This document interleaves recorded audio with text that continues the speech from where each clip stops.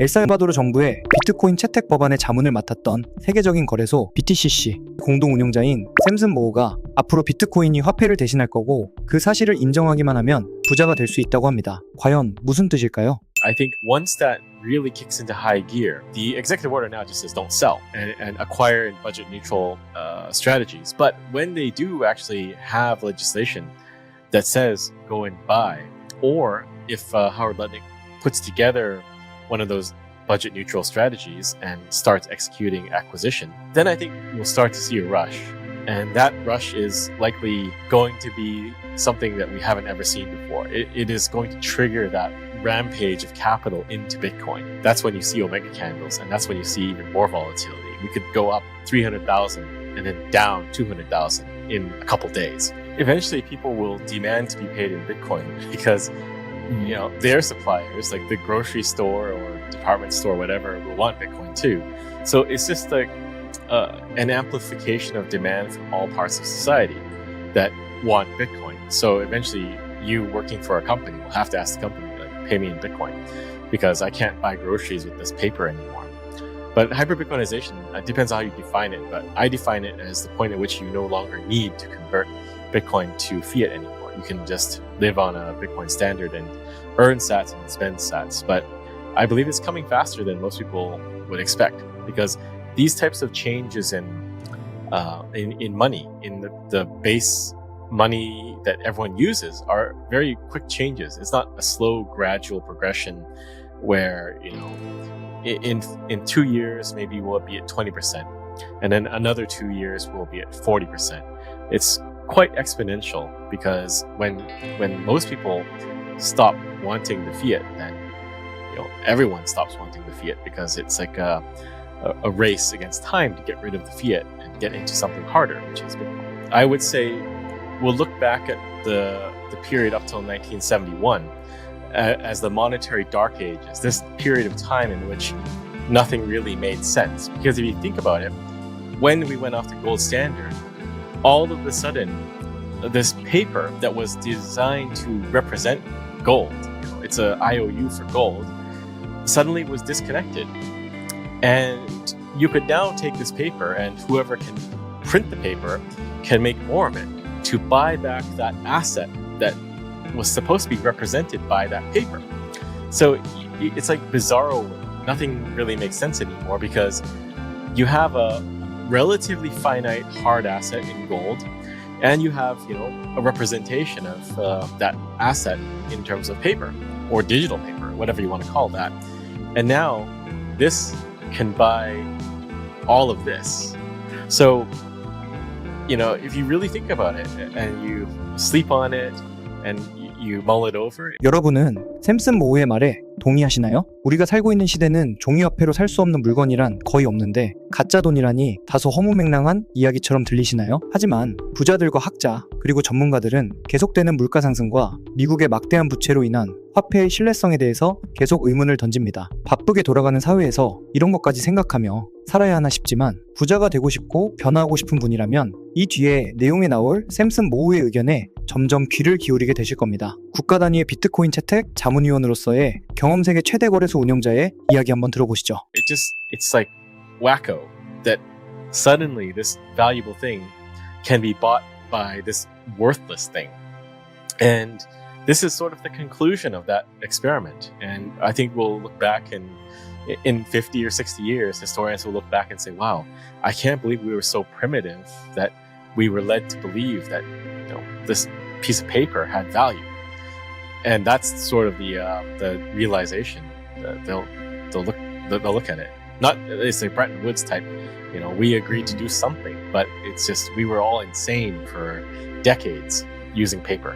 We had a call with some people working in a country that is possibly right for Bitcoin nation-state adoption, and they were telling me this is a problem here, this is a problem, and this is a problem, and I'm like, well, just Bitcoin can fix all of those things, right? So the solution is so simple, and maybe it goes back to what I was saying earlier.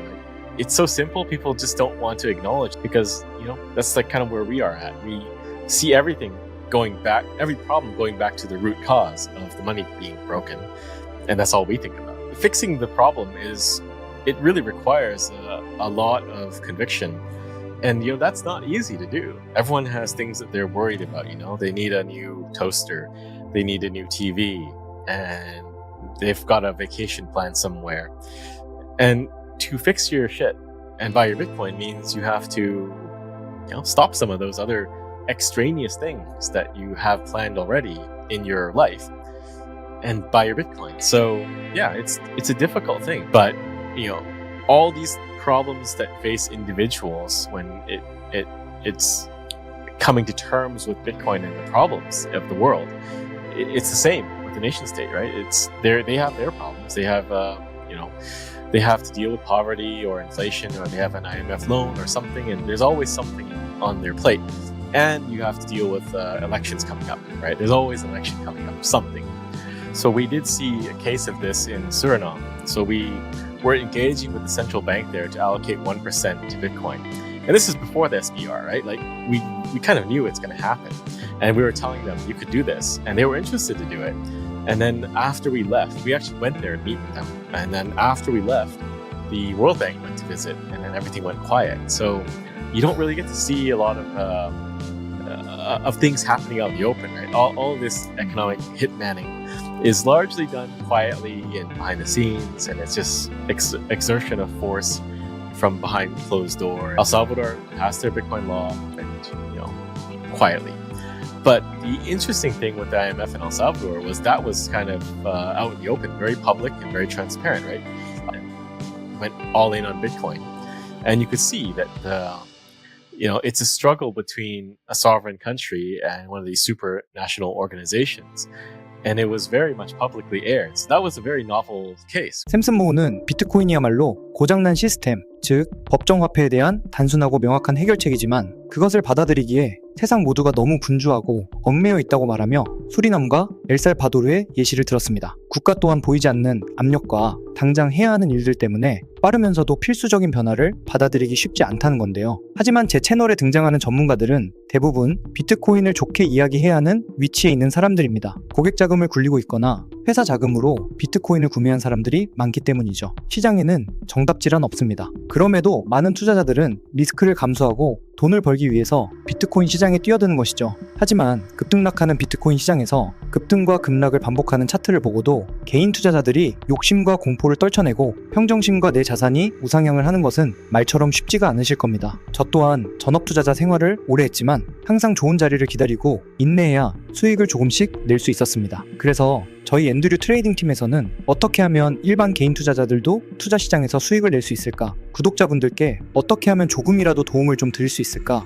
고민을 하다가 구독자분들도 비트코인이 명확하게 상승 추세가 나왔을 때만 투자를 하실 수 있게 한다면 수익이 조금 나지 않을까? 라는 생각을 하게 되었는데요. 제가 전업 투자를 하면서도 개발자로 오래 일을 했기 때문에 저도 써볼 겸 유료 결제를 해서 결국 만들었습니다. 바로 비트코인이 정말 신뢰할 수 있는 상승 추세인 건지 횡보인지 하락인지 알 수 있게 도움을 주는데요. 지금 보고 계시는 건 비트코인 차트인데요. 제가 빨간색 네모 박스로 표시해둔 곳을 보시면 주황색 61선과 파란색 121선이 교차하는 구간에서 추세가 변동되는 걸 보실 수 있습니다. 실제로 지금 비트코인은 최근에 61선과 121선이 데드크로스 하방 교차하면서 조정이 나오고 있는데요. 제가 운영 중인 앤드류 관점 채널에서는 보시다시피 2월 25일부터 줄 곧 비트코인 하락 관점을 말씀드리고 리스크 관리에 대해서 말씀을 드렸고 많은 분들이 도움을 받으셨습니다. 물론 데드크로스가 난다고 해서 무조건 하락하지도 상승하지도 않습니다. 저희 앤드류 트레이딩 팀에서 개발한 알파빗 지표는 약 8개의 고급 추세 기준과 트레이더들의 노하우를 담아서 차트가 상승할 확률이 높을 때 신호가 나오도록